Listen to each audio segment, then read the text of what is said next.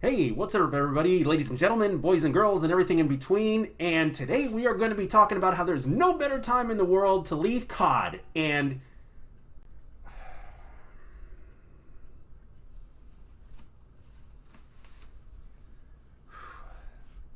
yeah, and the tone quite doesn't match what the mask brings on this one. So I kind of get a little personal and a little bit beyond that. So let's break it down.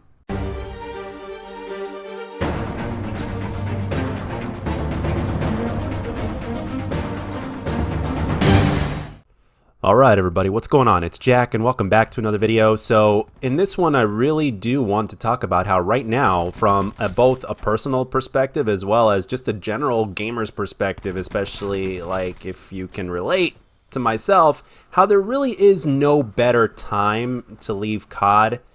And it's I'm going to start right off the bat and get into a different kind of tone here. And like in relation to my previous video, my very previous video, after going back and looking at that multiple times, by the way, thank you very much for those of you guys that watched the video, that liked the video, and for those of you guys that were kind enough to leave comments or whatnot, or even to leave a like on the video. Thank you very much.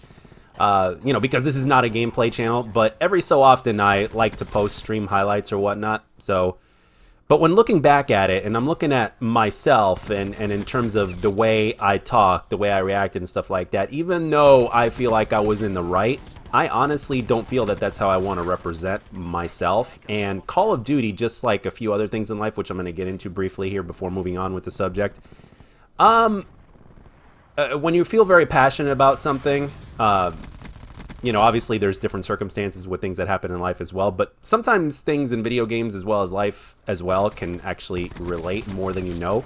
And for the older you are, the more you know this, and the more experience in gaming you have, the more you know this. And if you're a content creator, you know this even more because there's YouTube and stuff like that. It's kind of one of the reasons why I've kind of been, it's one of the reasons why I've been distancing myself from YouTube.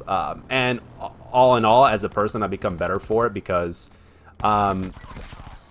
it keeps me away from being angry or whatnot. I mean, I know myself, and I know that there's just certain things that I can't control as well as others, and that is the way I feel in terms of anger and the way I react. So the way I handle it personally is to basically distance myself from it. And Call of Duty, YouTube, and stuff like that are kind of, they have a lot to do with that.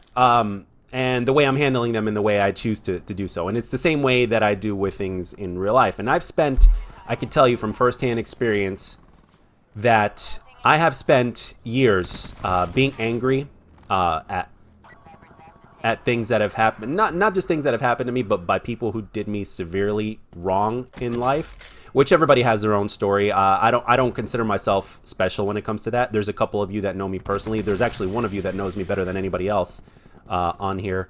But even to that extent, you guys, with that being said, you guys still don't know me like as if you were around me on a regular basis.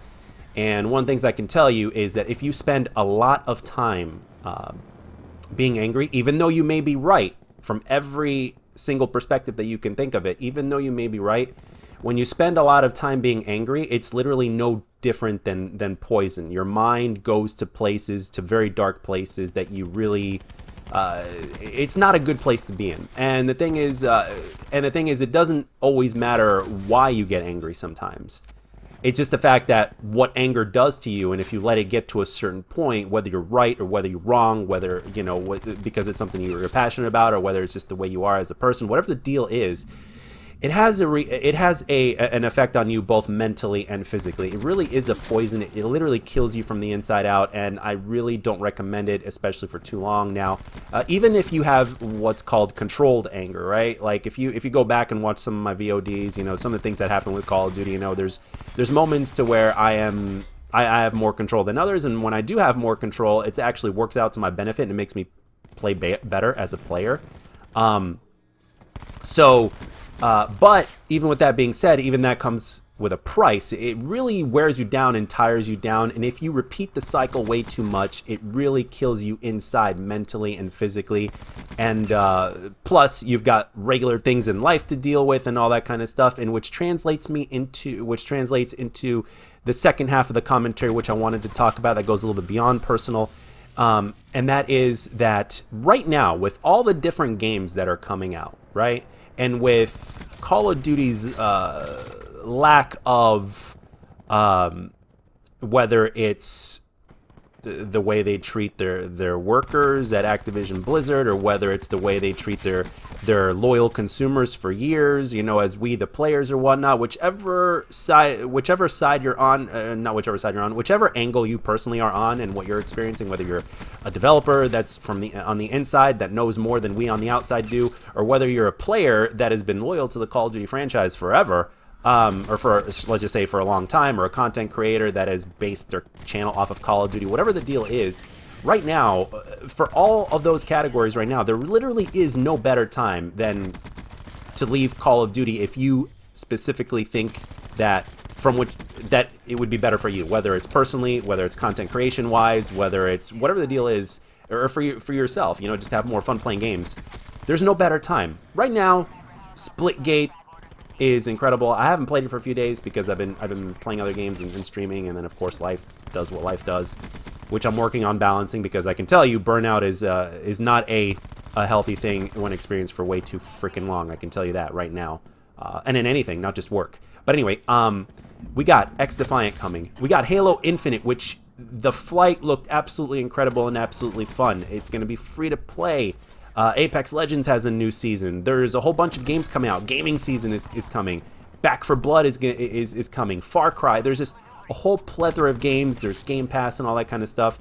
And we all know why Call of Duty has yet to announce anything, right? And even though they will sugarcoat it and make it look like the best thing since sliced bread, we've been disappointed in Call of Duty for a while now. In these last couple of years, with Cold War and Modern Warfare 2019 more than most,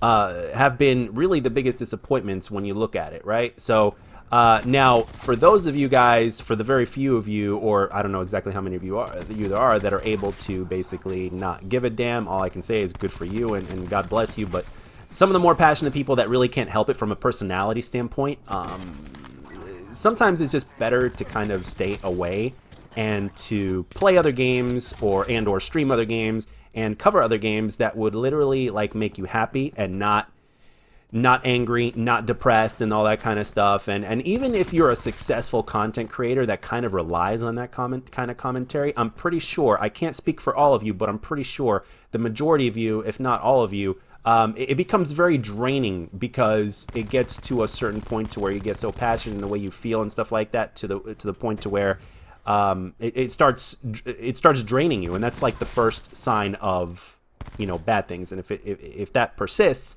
it ends up being like poison to your mental, which translates into your physical health. So whichever way you look at it, whether it's a personal standpoint or whatever, there literally is no better time to leave COD and to play different games and to expand your horizons. And you never know, when one door closes or when you decide to close it yourself, there are more doors ready to be open. But anyway, guys, that's all I got for this one. Let me know down in the comment section. I hope you enjoyed the gameplay and the commentary, and I'll catch you guys on the next one.